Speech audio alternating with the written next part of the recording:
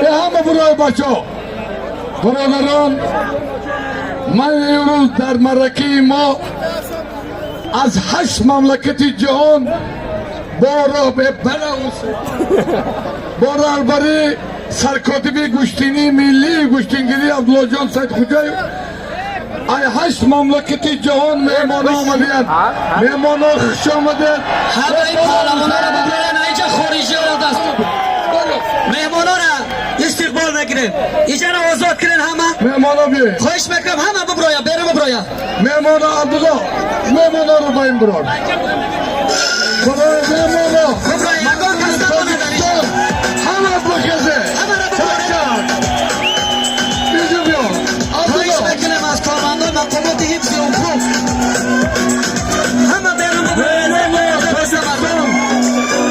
افغانستان، روسیه، قهرمانی بود بخزه مردم تاجیکستان،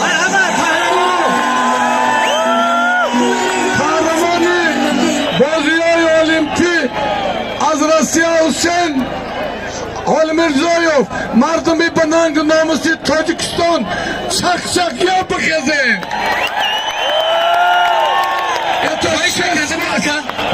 درگی گوستی دبرو پجوان از کمرون، پهلوان از کلالون برای کمری یک تمایز ترا بکن.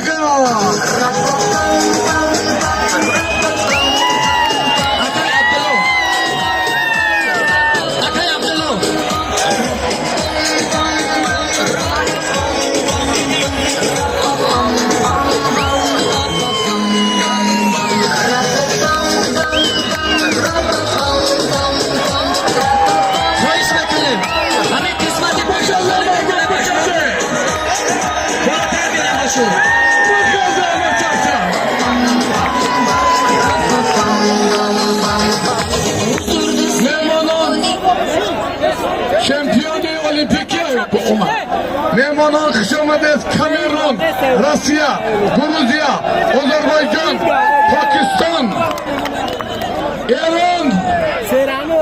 من چمپیونی المپیک